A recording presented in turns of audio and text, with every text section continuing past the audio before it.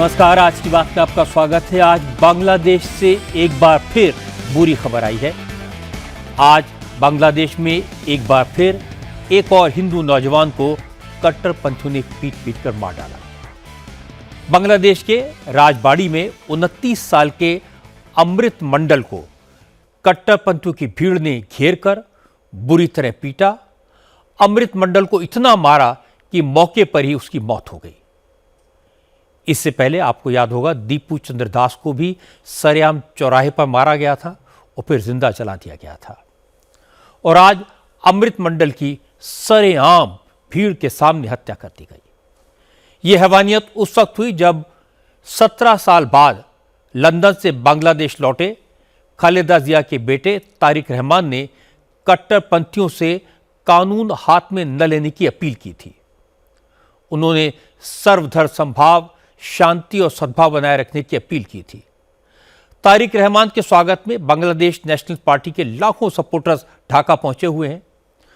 क्योंकि पिछले कुछ दिनों से बांग्लादेश में लगातार हिंदुओं पर हमले हो रहे हैं, माइनॉरिटीज को डराया धमकाया जा रहा है, इसलिए तारिक रहमान ने बांग्लादेश पहुंचते ही कहा वो सबको साथ लेकर चलना चाहते हैं। बांग्लादेश में कट्टरपंथ नहीं, सभी धर्मों को बराबरी का दर्जा देना चाहते हैं। तारिक रहमान ने कहा कि बांग्लादेश को तरक्की करनी है तो शांति और मेल जोल जरूरी है। तारिक रहमान की बातें बहुत इंपॉर्टेंट है। क्यों इंपॉर्टेंट है? खालिदा जिया के बेटे के बांग्लादेश पहुंचने से मोहम्मद यूनुस परेशान हो गए हैं क्या? और जिस शरीफ उस्मान हादी की हत्या का इल्जाम भारत पर लगाया गया, उसके बारे में तारिक रहमान ने क्या कहा? हादी की हत्या के केस में आज बांग्लादेश की पुलिस ने किसे गिरफ्तार किया और वो कौन शख्स है जो बांग्लादेश में हिंदुओं के मास मर्डर की प्लानिंग कर रहा था? वो कौन है जिसने आईएसआई के इशारे पर बांग्लादेश में हिंदुओं पर हमले करवाए? इसकी डिटेल आज मैं आपके साथ शेयर करूंगा, लेकिन सबसे पहले आपको ढाका की तस्वीरें दिखाता हूं। ढाका की तस्वीरें आज सुबह की हैं। खालिदा जिया की बांग्लादेश नेशनल पार्टी के लाखों सपोर्टर कल रात ही ढाका पहुंच गए थे। बीएनपी के नेताओं ने बांग्लादेश के अलग अलग शहरों से 10 ट्रेन कार्यकर्ताओं को ढाका लाने के लिए बुक की थी। हजारों बसें लगाई गई थी क्योंकि 17 साल के बाद बीएनपी के working president Tariq Rahman London से स्वदेश लौट रहे थे। ढाका एयरपोर्ट के बाहर लाखों लोगों की भीड़ जमा थी। कई किलोमीटर तक सड़कों पर सिर्फ बीएनपी के कार्यकर्ता दिखाई दे रहे थे। बीएनपी के नेताओं ने अपने लीडर की स्वदेश वापसी को शो ऑफ स्ट्रेंथ में तब्दील कर दिया। भारी तादाद में भीड़ जुटाकर तारिक रहमान को देश के अगले प्रधानमंत्री के तौर पर पेश करने की कोशिश की गई। तारिक रहमान ने ढाका एयरपोर्ट से 5 किलोमीटर तक रोड शो किया। इस रोड शो के लिए बांग्लादेश नेशनल पार्टी ने 2 बुलेट प्रूफ बसें विदेश से मंगवाई थी। इसके बाद ढाका के 300 फीट के मैदान में तारिक रहमान की बड़ी रैली हुई। 5 लाख लोगों की क्षमता वाला ये मैदान भी बीएनपी के सपोर्टर से खचाखच भरा हुआ था। भीड़ ज्यादा थी, इसलिए मैदान के बाहर दूर दूर तक एलईडी स्क्रीन और लाउडस्पीकर्स लगाए गए थे, जिससे मैदान के बाहर मौजूद लोग भी तारिक रहमान की स्पीच सुन सके।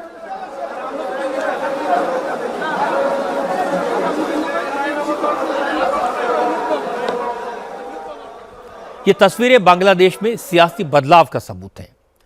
12 फरवरी को वोटिंग होनी है। पिछले साल शेख हसीना को देश छोड़ने के लिए मजबूर होना पड़ा था। वो भारत में है। कट्टरपंथियों के प्रेशर में मोहम्मद यूनुस ने उनकी पार्टी पर बैन लगा दिया है। शेख हसीना की अवामी लीग चुनाव नहीं लड़ पाएगी। खालिदा जिया 80 साल की हो गई हैं, बहुत ज़्यादा बीमार हैं।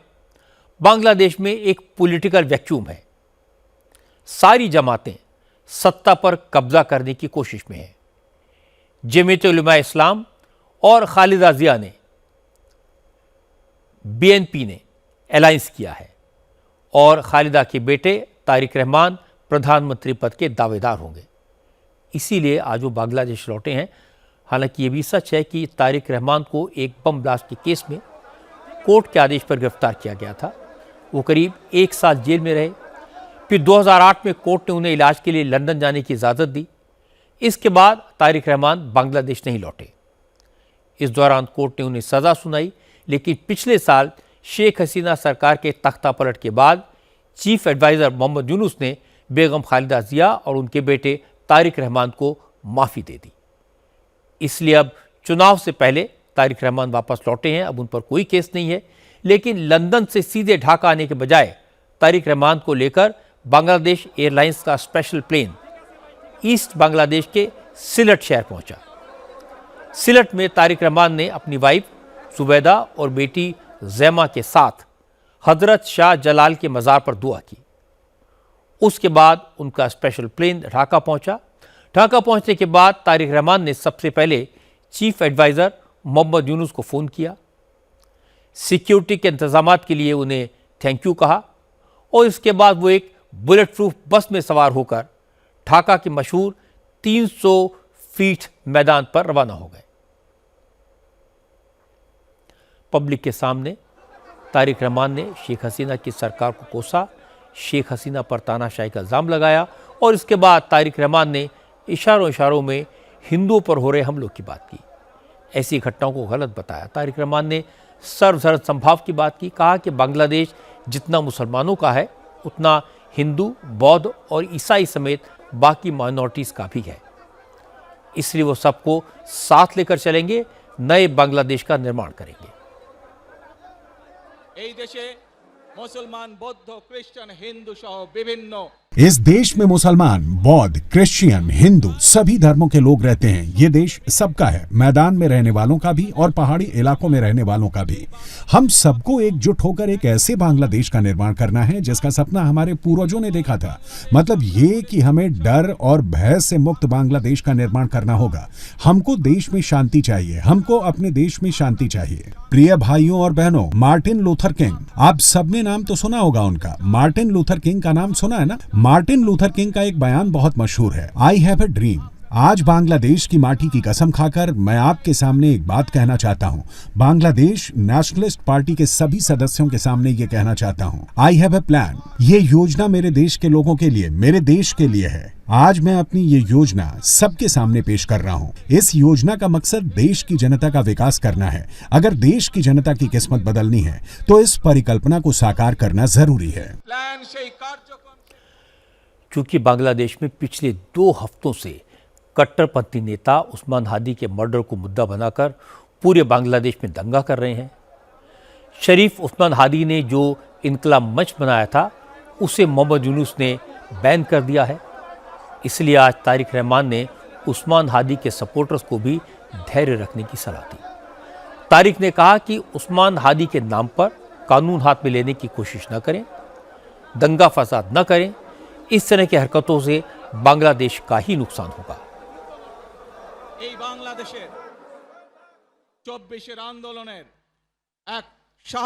इस बांग्लादेश में 2024 के आंदोलन के एक साहसिक सदस्य उस्मान हादी की हत्या कर दी गई। उस्मान हादी शहीद कर दिए गए थे। प्रिय भाइयों और बहनों, उस्मान हादी क्या चाहते थे? उस्मान हादी चाहते थे कि इस देश में लोकतंत्र लागू हो, इस देश में लोगों के लोकतांत्रिक अधिकार फिर बहाल किए जाएं, सभी लोगों को उनके लोकतांत्रिक और आर्थिक अधिकार फिर से मिलें।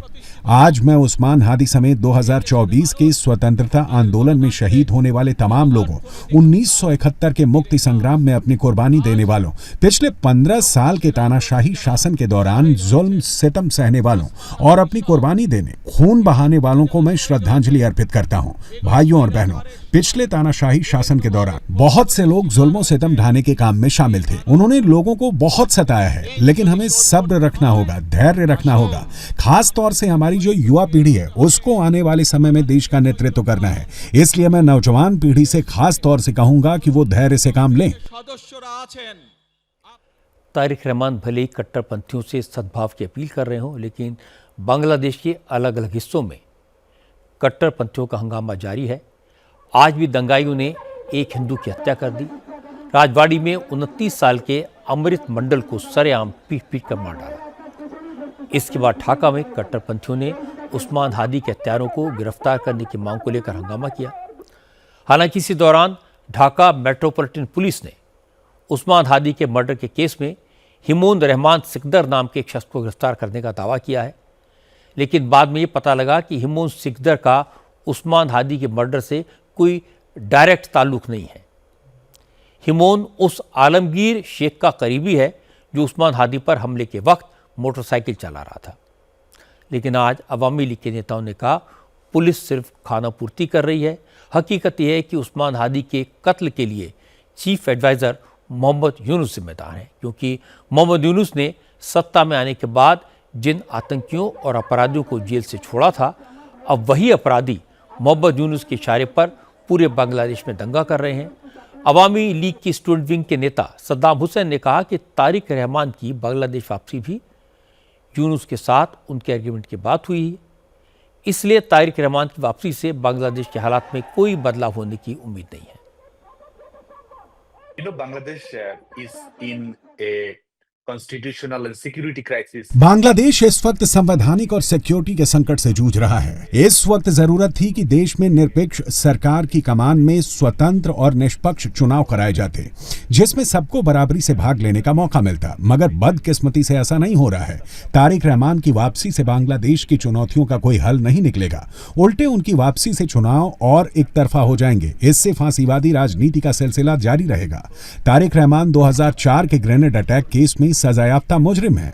उनकी वापसी तो जमात, बीएनपी और बांग्लादेश के अवैध सरकार के बीच पर्दे के पीछे हुई डील का नतीजा है। इस समय बांग्लादेश में पूरी तरह से अराजकता फैली है। इस वक्त बांग्लादेश पर भीड़ का राज है। बांग्लादेश में इस वक्त जनता सरकार नहीं, भीड़ तंत्र है। भीड़ खुलेआम लोगों को मार रही है, लूटपाट कर रही है, आगजनी और बलात्कार हो रहे हैं। यही नहीं, अदालतें भी भीड़ तंत्र के दबाव में हैं और मोहम्मद यूनुस की सरकार इन अपराधियों को खुला समर्थन दे रही है। इसके बाद बांग्लादेश से एक और चौंकाने वाली खबर आई। ढाका पुलिस ने अताउर रहमान नाम के आतंकवादी को अरेस्ट करने का दावा किया। पता लगा कि अताउर रहमान ही कट्टरपंथियों को बांग्लादेश में हिंदुओं की हत्याएं करने के लिए उकसा रहा था। उसकी प्लानिंग बांग्लादेश में बड़े पैमाने पर बड़ी तादाद में हिंदुओं की हत्या करने की थी। अताउर रहमान बांग्लादेश के मुफ्ती हारून अजहर का चेला है और हारून अजहर के रिश्ते पाकिस्तान के आतंकी संगठन लश्कर-ए-तैयबा से हैं। इस बीच बांग्लादेश में कट्टरपंथियों के हमलों के खिलाफ सेक्युलर ताकतें भी एकजुट होने लगी हैं। कट्टरपंथियों ने ढाका के मशहूर कल्चरल सेंटर छाया नट को जला दिया था। आज बांग्लादेश के सेक्युलर लोग छाया नट के कैंपस में जमा हुए और रविंद्र संगीत गाया।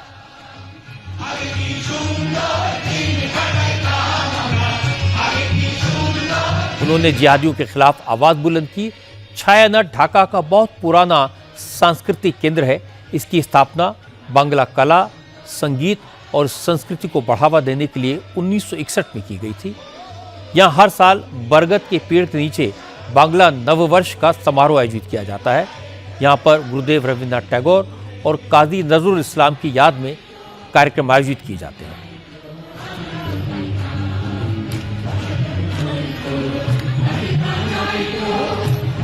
बांग्लादेश के इस्लामिक कट्टरपंथी इन कार्यक्रमों को इस्लाम के खिलाफ बताकर इनका विरोध करते हैं, लेकिन आज छाया नट में रविंद्र संगीत का कार्यक्रम करके बांग्लादेश के कट्टरपंथियों को करारा संदेश दिया गया।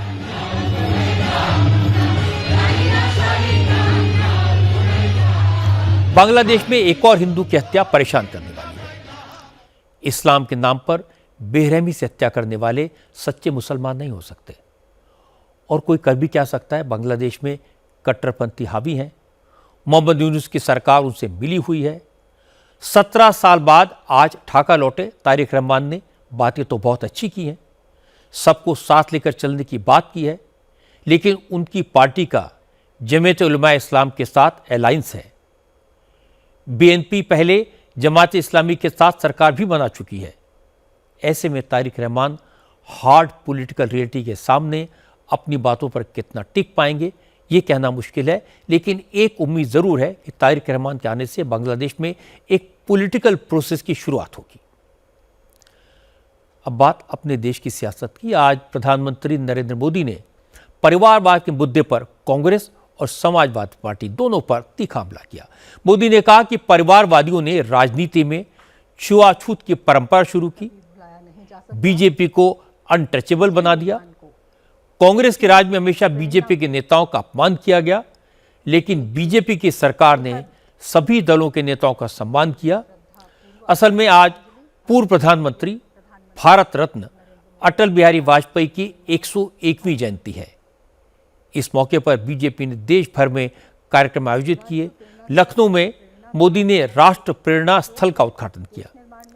राष्ट्र प्रेरणा स्थल में जनसंघ के संस्थापक डॉक्टर श्यामा प्रसाद मुखर्जी, पंडित दीनदयाल उपाध्याय और अटल बिहारी वाजपेयी की विशाल प्रतिमाएं लगाई गई हैं। प्रधानमंत्री ने 65 फीट ऊंची कांस्य की इन मूर्तियों का अनावरण किया। लखनऊ में 65 एकड़ में 230 करोड़ की लागत से राष्ट्र प्रेरणा स्थल बनाया गया है, जिसकी आकृति कमल जैसी है। बड़ी बात यह कि गोमती नदी के किनारे जिस जगह ये प्रेरणा स्थल बना है, वहां पहले 30 एकड़ में कूड़े का पहाड़ था। 3 साल लगाकर इसे पूरी तरह साफ किया गया। इस जगह पर म्यूजियम, लाइब्रेरी और सेमिनार हॉल भी बनाए गए हैं। राष्ट्र प्रेरणा स्थल के उद्घाटन के मौके पर प्रधानमंत्री मोदी ने बताया कि उनकी सरकार ने कैसे आर्टिकल 370 को खत्म करके श्यामा प्रसाद मुखर्जी के सपने को पूरा किया, कैसे अंत्योदय योजना चलाकर पंडित दीनदयाल उपाध्याय के दर्शन को लागू किया और देश के इंफ्रास्ट्रक्चर का विकास करके अटल जी के सबका साथ सबका विकास के मंत्र को आगे बढ़ाया। और इसके बाद मोदी ने कांग्रेस की बात की। उन्होंने कहा कि कांग्रेस के जमाने में एक ही परिवार का गौरवगान होता था, लेकिन बीजेपी सरकार सबका सम्मान कर रही है, इसीलिए विरोधियों के पेट में दर्द होता है। आजादी के बाद भारत में हुए हर अच्छे काम को कैसे एक ही परिवार से जोड़ने की प्रवृत्ति पनपी, किताबें हो, सरकारी योजनाएं हो, सरकारी संस्थान हो, गली, सड़क, चौराहे हो, एक ही परिवार का गौरवगान, एक ही परिवार के नाम, उनकी ही मूर्तियां, यही सब चला। भाजपा ने देश को एक परिवार की बंधक बनी इस पुरानी प्रवृत्ति से भी बाहर निकाला है। हमारी सरकार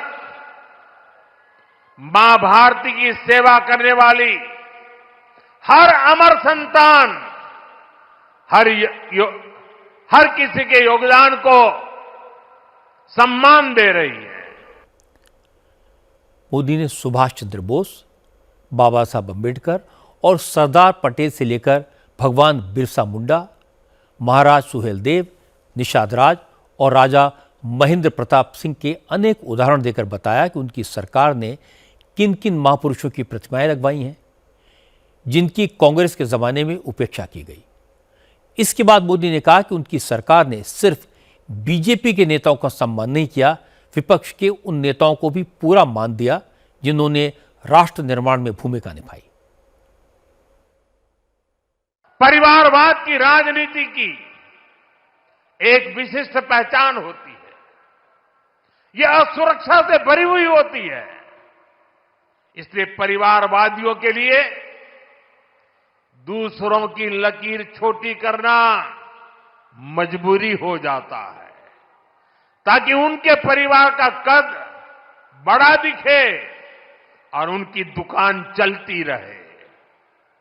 इसी सोच ने भारत में राजनीतिक छुआछूत का चलन शुरू किया। आप सोचिए, आजाद भारत में अनेक प्रधानमंत्री हुए, लेकिन राजधानी दिल्ली में जो म्यूजियम था, उसमें अनेक पूर्व प्रधानमंत्रियों को नजरअंदाज किया गया। इस स्थिति को भी भाजपा ने, एनडीए ने ही बदला है। आज आप दिल्ली जाते हैं तो भव्य प्रधानमंत्री संग्रहालय आपका स्वागत करता है। वहां आजाद भारत के हर प्रधानमंत्री, चाहे कार्यकाल कितना भी छोटा रहा हो, सबको उचित सम्मान और स्थान दिया गया है। साथियों, कांग्रेस और उसके सहयोगियों ने राजनीतिक रूप से भाजपा को हमेशा अछूत बनाए रखा, लेकिन भाजपा के संस्कार हमें सबका सम्मान करना सिखाते हैं। बीते 11 वर्षों में भाजपा सरकार के दौरान, एनडीए सरकार के दौरान नरसिम्हा राव जी और प्रणब बाबू को भारत रत्न दिया गया है। ये हमारी सरकार है जिसने मुलायम सिंह यादव जी और तरुण गोगोई जी जैसे अनेक नेताओं को राष्ट्रीय पुरस्कारों से सम्मानित किया है। कांग्रेस से, यहां समाजवादी पार्टी से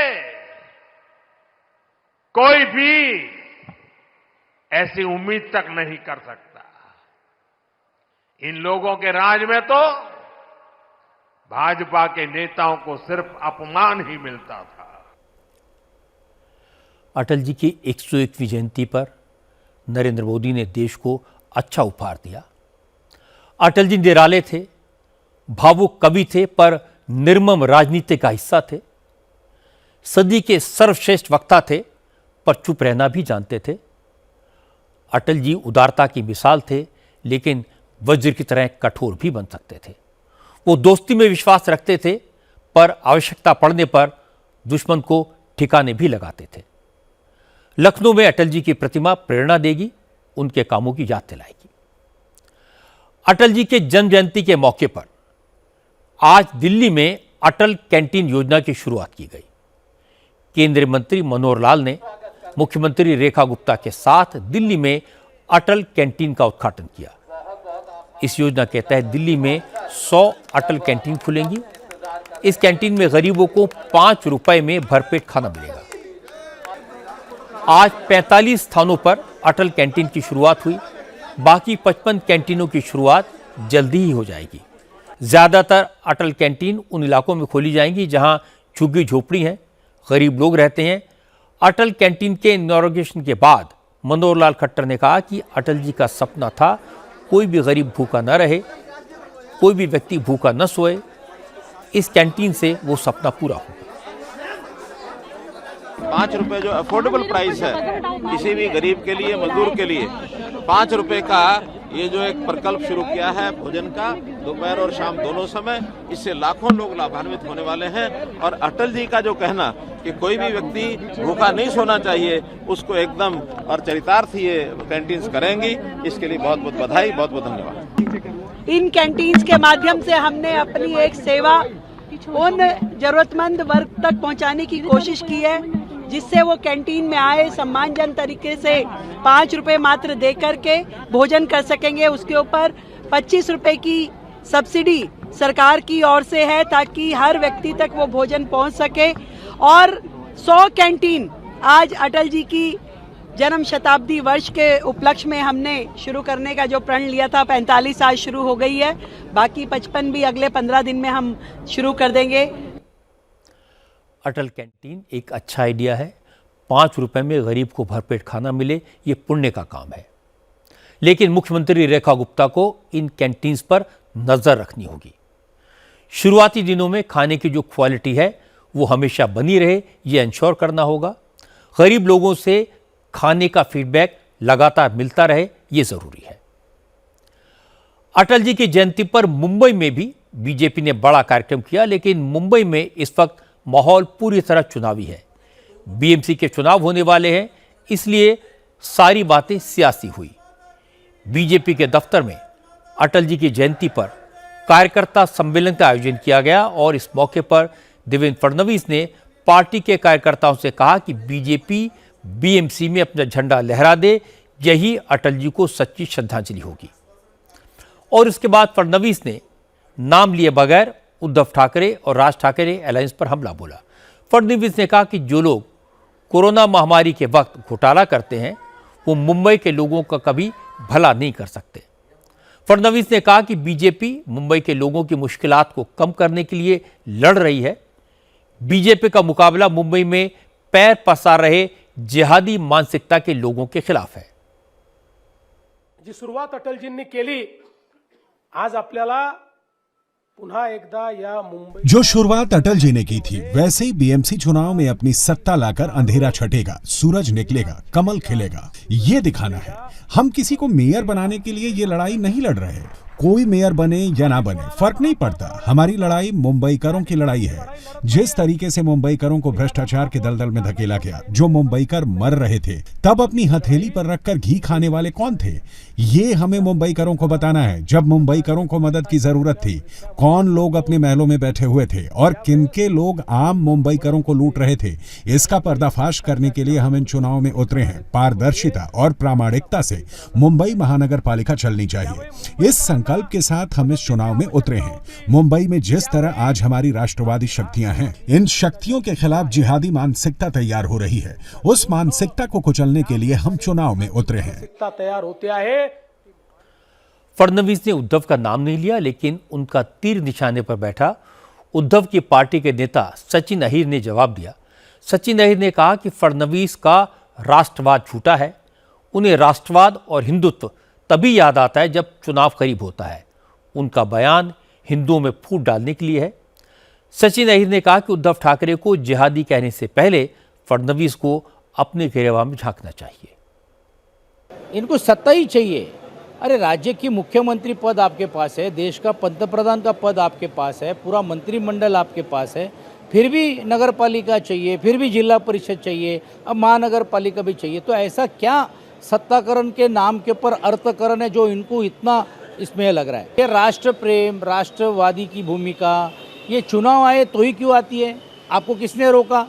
मनसे के लोगों ने ट्वीट किया, सलाम वालेकुम हाफिज अल्लाह बोलकर किया, तो उन्होंने कहा कि मुझे कोई नहीं रोक सकता है मुस्लिम कार्यक्रम में। ये तो फिर अच्छी बात है ना, हमारे उसमें कोई शिकायत नहीं है।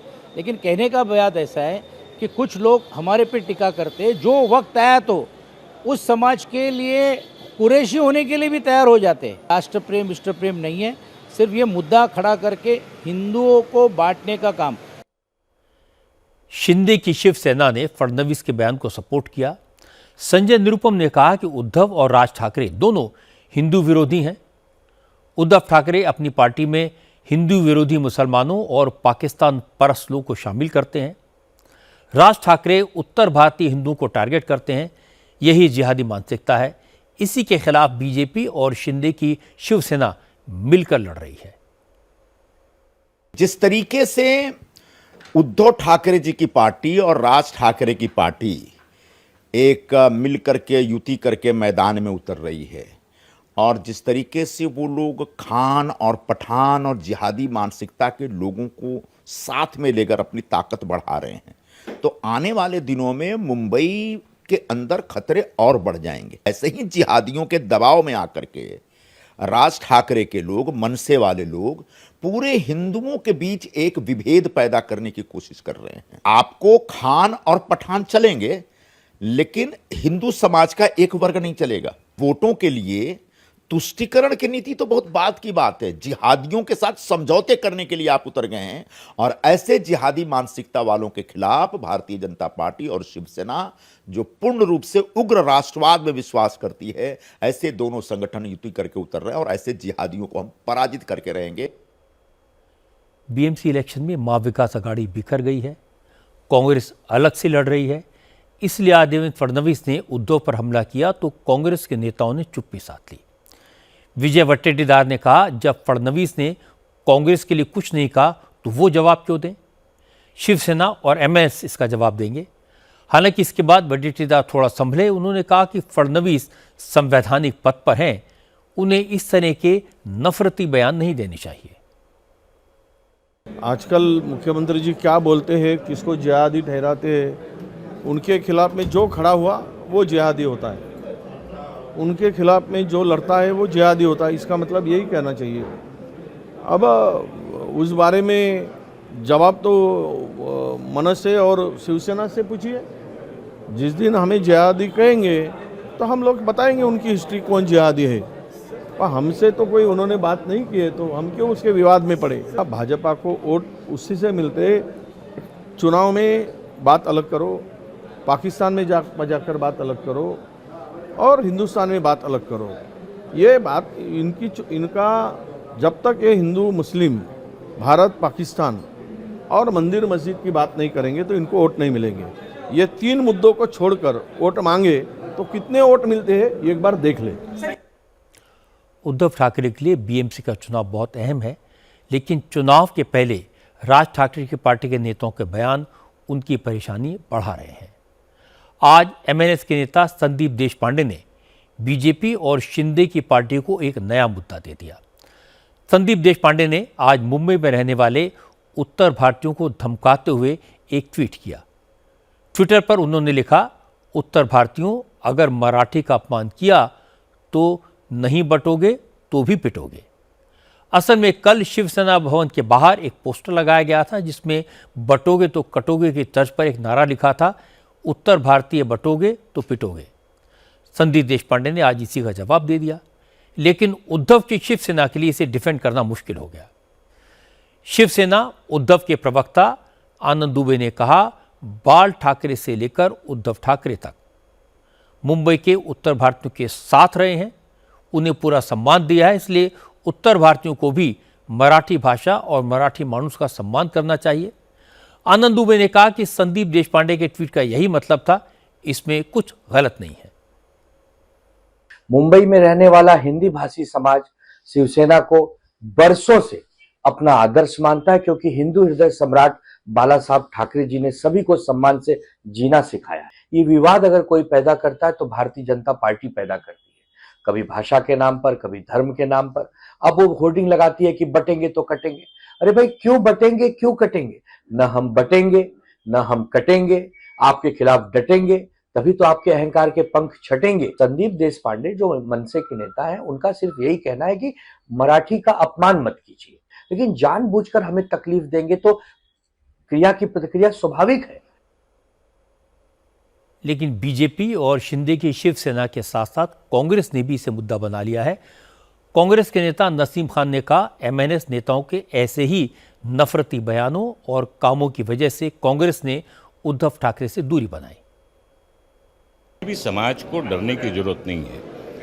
इस तरह से नारा देने वाले लोग, जो लोग समाज में धर्म के नाम पर, भाषा के नाम पर, प्रांत के नाम पर डिवीजन करने की राजनीति करते हैं, बांटने की बात करते हैं, ऐसे लोगों के साथ कांग्रेस पार्टी ने हमेशा मुकाबला किया है, लड़ाई लड़ी है।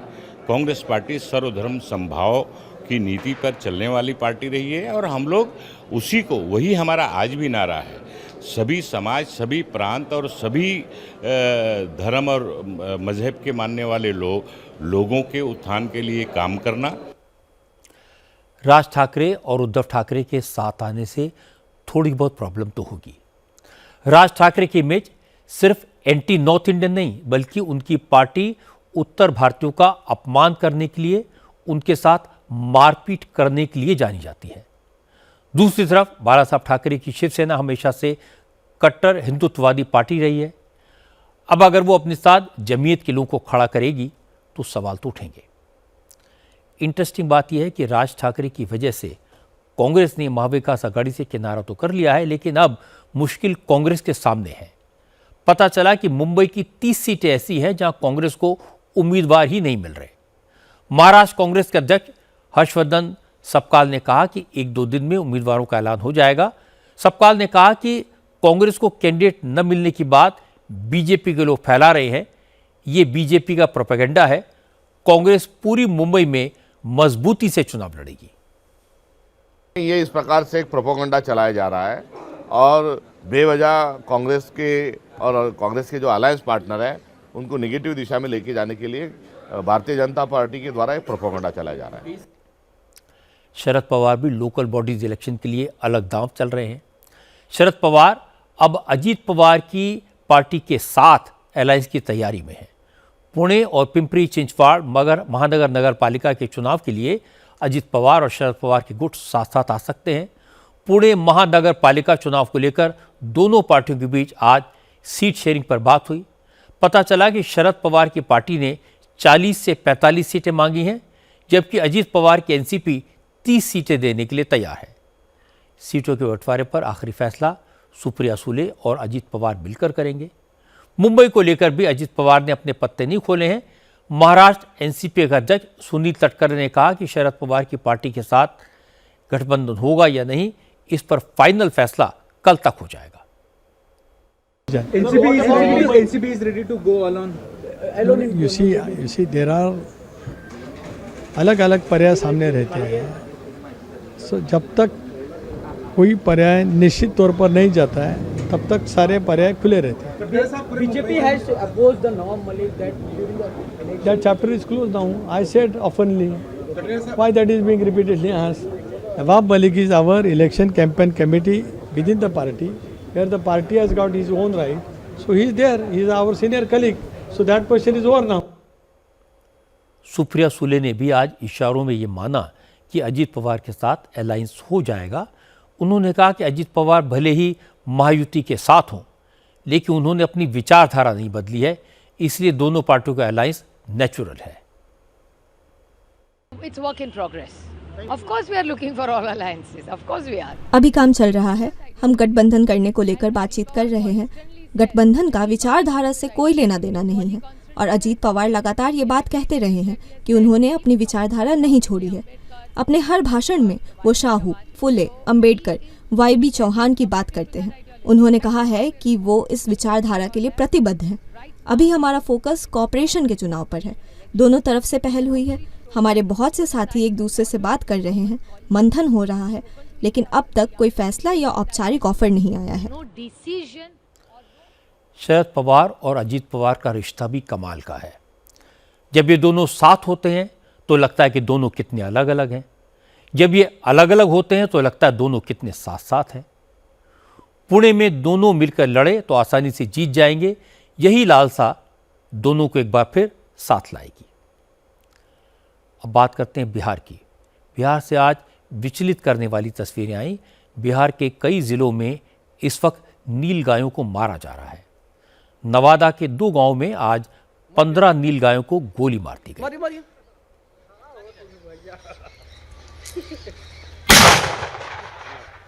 इसी तरह बंदूकों से लैस शिकारी गांव-गांव घूम रहे हैं। किसान नीलगायों को मारने में शिकारियों की मदद कर रहे हैं। गोली निशाने पर लगती है तो खुशी मनाई जाती है।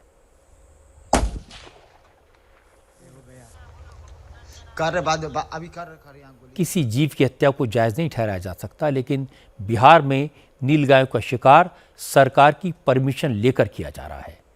नीलगाय किसानों की फसल खराब कर रही हैं। किसानों ने सरकार से नीलगायों की समस्या से निजात दिलाने की अपील की थी। इसके बाद सरकार कई जिलों के डीएम्स को मारने का आदेश जारी करने का निर्देश दिया।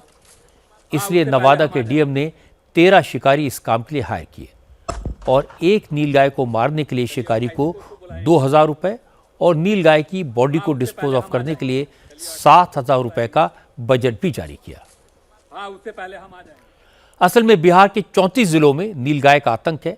वैशाली, ईस्ट और वेस्ट चंपारण, बेगूसराय, मुजफ्फरपुर, गया, बक्सर समेत कई जिलों में हजारों हेक्टेयर में खड़ी फसल नीलगायें बर्बाद कर देती हैं। बिहार सरकार किसानों को फसल के मुआवजे के तौर पर प्रति हेक्टेयर 50,000 रुपये देती है, लेकिन नीलगायों की संख्या बहुत ज़्यादा है, इसलिए मुआवजे से भी किसानों के नुकसान की भरपाई नहीं हो पाती। नवादा में ही एक साल में 50 लाख की फसल नीलगाय की वजह से खराब हो गई। इसके बाद बिहार सरकार ने नीलगायों को मारने का ऑर्डर जारी किया। 2024-25 फाइनेंशियल ईयर में बिहार के अलग अलग जिलों में 4000 से ज़्यादा नीलगायों को मारा गया। इस साल अब तक 2000 से ज़्यादा नीलगाय मारी जा चुकी हैं। इसके बावजूद नीलगायों का आतंक कम नहीं हुआ। हमारे संवाददाता नीतीश चंद्र ने ग्राउंड पर जाकर हालात का जायजा लिया। नीतीश जब वैशाली जिले के गौसपुर हजरा गांव में थे, उस वक्त भी किसान नीलगायों के झुंड को भगाने की कोशिश कर रहे थे। नीलगाय और घुड़पड़ास किस तरह से फसलों को नुकसान पहुंचाते हैं, यहाँ पर देखिए एक खेत में किस तरह से ये नीलगाय फसलों को नुकसान पहुंचा रहे हैं और इनको लगातार जो है ग्रामीण जो है स्थानीय किसान हटाने की कोशिश करते हैं, लेकिन ये बार बार फिर वापस उनके खेतों में आ जाते हैं। और देखिए किसानों की कोशिश होती है, जैसे ही किसान इनको हटाने की कोशिश करते हैं ये भागने लगते हैं। ये देखिए स्थानीय किसानों के लिए अभी सिर्फ यही एक विकल्प है, और जितने भी यहाँ पर किसान हैं इनको अपने इलाके से हटाने की कोशिश करते हैं, लेकिन ये फिर वापस आ जाते हैं। और इसलिए सरकार ने फिर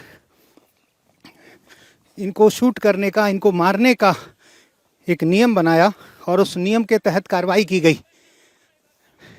लेकिन ये जैसे अभी दूसरे हिस्से में चले गए हैं, वहाँ से फिर ये वापस आ जाएंगे। हमला करता है।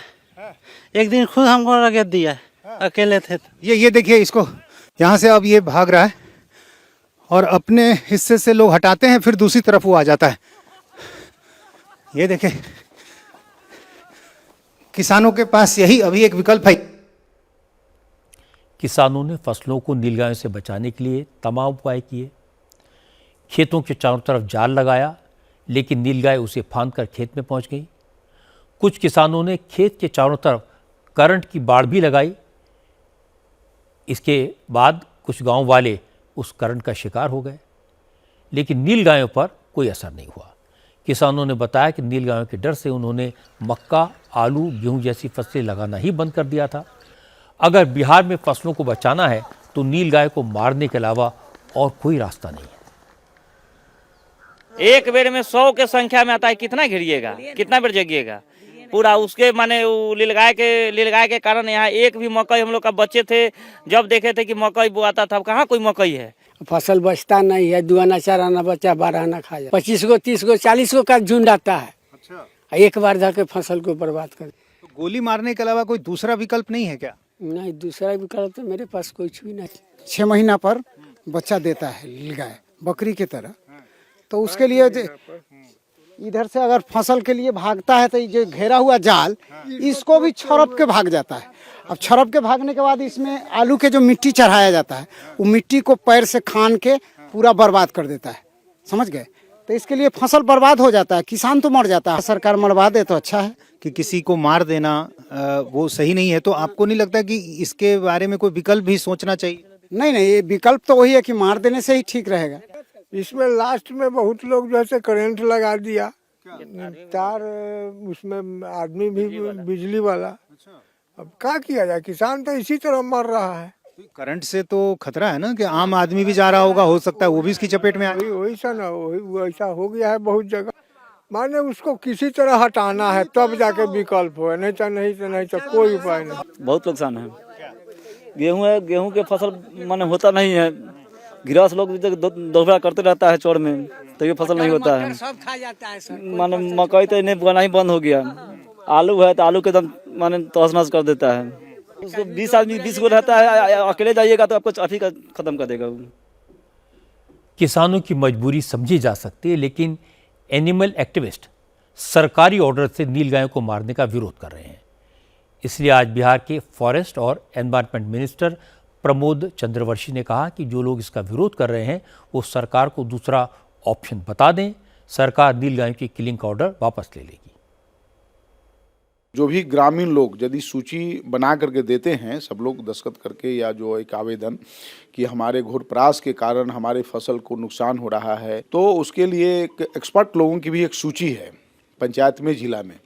और फिर उसको खास करके जो नर घुड़परास है उनको पहले शूट करने का ऐसा व्यवस्था बनाया गया है ताकि उसकी प्रजनन बढ़े नहीं। पर्यावरणविद जैसे कोई चाहते हैं कि हम इसका और कोई दूसरा विकल्प यदि है तो हम लोग को सजेशन दे, बताएं, हम उस दूसरे विकल्प पर भी विचार करेंगे। कभी कभी जनहित में, एक मैं आपको बता रहा हूँ, ऐसे कहा गया है अहिंसा परमो धर्म, लेकिन जब आप देश के सरहद पर जाते हैं, युद्ध होता है, तो वहाँ आ जाता है हिंसा परमो धर्म।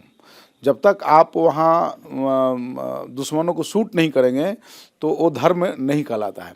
तो हम यहाँ जीवन रक्षा के लिए, किसानों की रक्षा के लिए, फसल की रक्षा के लिए ये हम तत्काल अभी जो है व्यवस्था बनाए हैं। पहली बात तो कि नीलगाय का नाम गाय है, लेकिन न तो उसका रंग नीला होता है और न इसकी जाति गौ माता की है। नीलगाय सलेटी रंग की होती है, देखने में घोड़े की तरह लगती है, लेकिन छलांग हिरण की तरह लगाती है। नीलगाय को कानून एक संरक्षित जीव मानता है। इसे मारने के लिए प्रशासन की अनुमति लेनी पड़ती है। और प्रॉब्लम यह है कि नीलगाय से किसानों की फसलों को बहुत नुकसान होता है। नीलगाय जंगलों में रहना पसंद नहीं करती, घास के मैदानों में इसके झुंड के झुंड रहते हैं। लोगों का सेंटिमेंट हर्ट ना हो इसलिए नीलगाय का नाम बदलने की मांग उठाई जाती है और लोग कहते हैं इसे जंगली घोड़ा कहना चाहिए।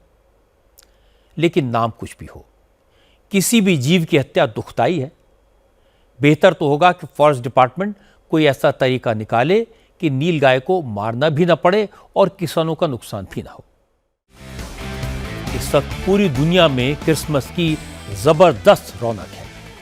आज क्रिसमस के मौके पर प्रधानमंत्री नरेंद्र मोदी भी सुबह सुबह चर्च में गए। मोदी दिल्ली के कैथेड्रल चर्च में मॉर्निंग प्रेयर में शामिल हुए और इसके बाद कैरल्स गाए गए। इस प्रेयर मीट में दिल्ली के bishop right reverend doctor Paul स्वरूप की तरफ से प्रधानमंत्री के लिए एक विशेष प्रार्थना की गई। मोदी ने ट्विटर पर कुछ तस्वीरें शेयर की, सभी को क्रिसमस की शुभकामनाएं दी और लिखा कि उन्होंने क्रिसमस पर चर्च जाकर सुबह की प्रार्थना में हिस्सा लिया। प्रार्थना में प्रेम, शांति और करुणा का शाश्वत संदेश झलक रहा था। आशा है कि क्रिसमस की भावना हमारे समाज में सद्भाव और सामंजस्य को प्रेरित करेगी। क्रिसमस सेलिब्रेशन की शानदार तस्वीरें पूरी दुनिया से आई हैं।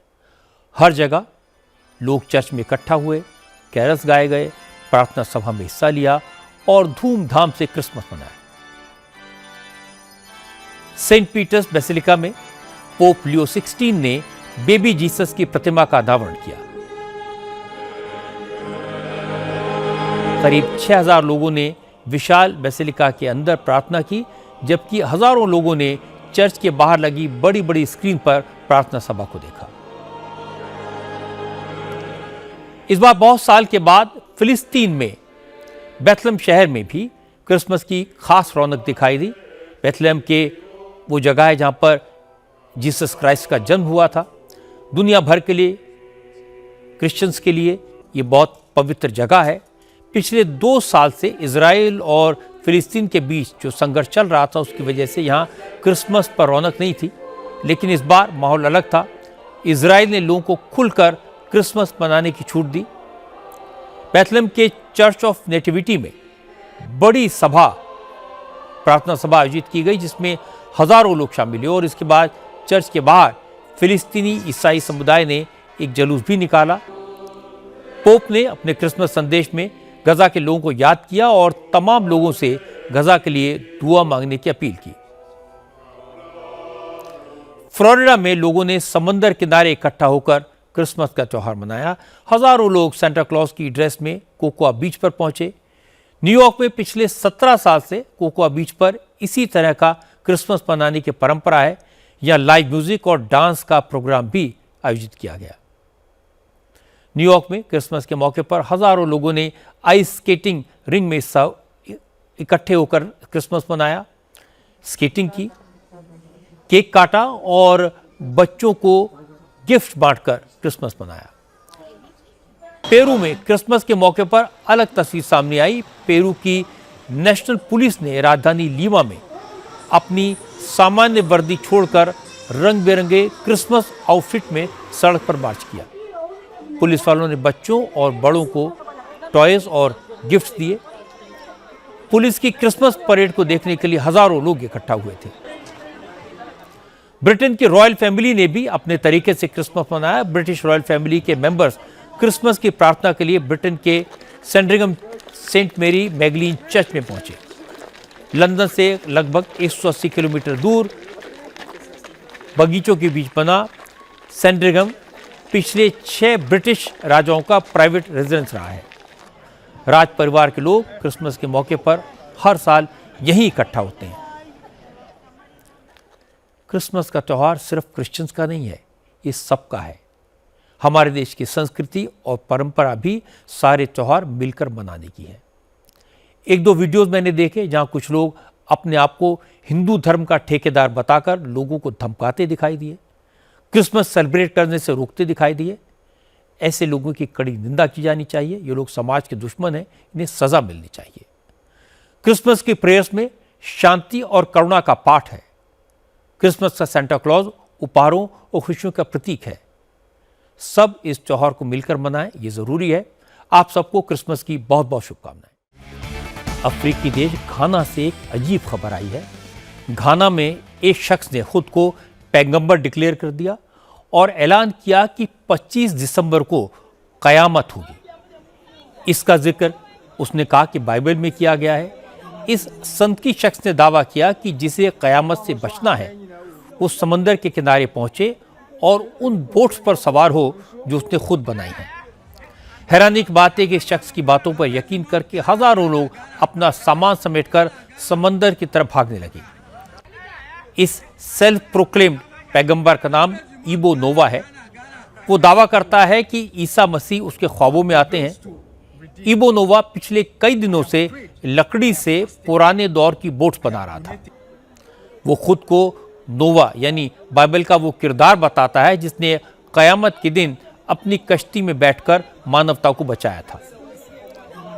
जब उसके कहने में आकर हजारों लोग नाव में सवार होने के लिए पहुंच गए तो इबो नोवा ने कहा उसकी बोट्स में इतनी जगह नहीं है कि सबको बिठा सके, इसलिए उसने ईश्वर से गुहार लगाई और भगवान ने उसकी प्रार्थना कबूल कर ली। कयामत को कुछ और दिनों के लिए टाल दिया। पता लगा कि इबो नोवा ने खुद को पैगंबर घोषित करके करोड़ों रुपए जुटा लिए और अब वो पब्लिक के पैसे से आराम की जिंदगी जी रहा है। ये कोई पहला मौका नहीं है जब किसी ने ईश्वर के नाम पर लोगों को डराया हो। घाना में भी डर के दम पर पैगंबर बनकर एक बेईमान ने अपनी दुकान चलाई, लोगों को लूटा और गायब हो गया। ऐसे बदमाश लोगों का इलाज सिर्फ अवेयरनेस क्रिएट करने से हो सकता है और घाना जैसे मुल्कों में यह काम बहुत मुश्किल है। आखिर में एक नजर कल की बड़ी खबरों पर। कल वीर बाल दिवस है। राष्ट्रपति द्रौपदी मुर्मू 20 बच्चों को राष्ट्रीय बाल पुरस्कार से सम्मानित करेंगी। प्रधानमंत्री नरेंद्र मोदी वीर बाल दिवस के मौके पर दिल्ली के भारत मंडपम में बच्चों को संबोधित करेंगे। अमित शाह दिल्ली में एंटी टेरर कॉन्फ्रेंस का उद्घाटन करेंगे। लंबी दूरी की ट्रेनों में बढ़ा हुआ किराया कल से लागू होगा। Bharat Sri Lanka women's cricket team के बीच कल तिरुवनंतपुरम में T20 सीरीज का तीसरा मुकाबला होगा।